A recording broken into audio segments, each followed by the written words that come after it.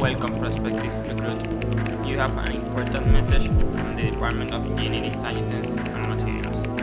Should you accept this message, you will be taken into a confidential peek of what composite materials are all about, as part of the Master's degree in Material Science here at the University of Puerto Rico at Mayagüez. As you probably know, materials are divided into three classes: metals, ceramics, and polymers. But there is a fourth category which maybe is not considered a class in itself. They are called composite materials. These are comprised of two different classes that are processed separately and then bonded together to obtain benefits from the properties of both.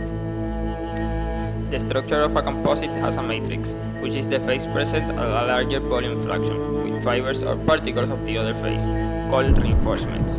Composite materials are divided into three categories, named after the materials present as the matrix: polymer matrix composites, ceramic matrix composites, and metal matrix composites. The properties of these materials depend on its constituents, their physical shapes, and the way they are combined to form the final material. Some composites combine high-strength and lightweight materials for applications like aircraft and car bodies. Other composites are strong, hard, and capable of sustaining high temperatures, just as cemented carbide cutting tools. The matrix of a composite has various functions. First, it provides the bulk of form of the product made. Secondly, it holds the reinforcements in place, usually enclosing and often concealing it. And finally, it transfers the load to the secondary phase, in some cases deforming so that the stress is essentially supported by the reinforcement agent. The reinforcement, which we know is critical to the load bearing, comes in three different forms: fibers, used when it is wanted to improve strength and its properties depend on alignment; particles, where directionality is not so critical and properties depend more on particle size; and flakes, which are small sized platelets that are usually used to add strength and stiffness. There are a few downsides to using composites that are important to take into consideration. First, the properties sometimes are dependent on the directionality. Additionally, composites can be quite costly because of the manufacturing labor. Finally, because of the nature of this type of materials, obtaining specific properties is not an exact science, and research is required. Applications are vast for composite materials and they keep growing. For metal matrix composite, we have cermets, which are ceramic reinforcements inside the matrix. These materials have high hardness, were resistant, and can endure high temperatures.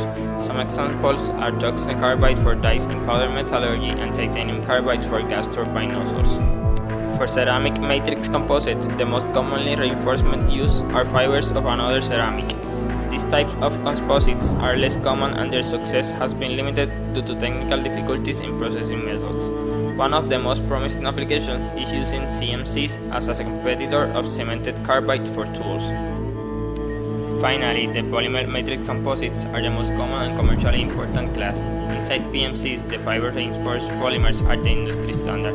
One of the most known FRPs is carbon fiber, which is gaining huge momentum, especially in the aerospace industry, at the point that Boeing's new 787 is 50% in weight in carbon fiber. Now that you know what composite materials are all about, you are one step closer to becoming an asset to our materials science program. If you think you have what it takes to complete the task, contact our director. Hope to see you in the bootcamp recruit. This message will auto-destroy in 3 seconds.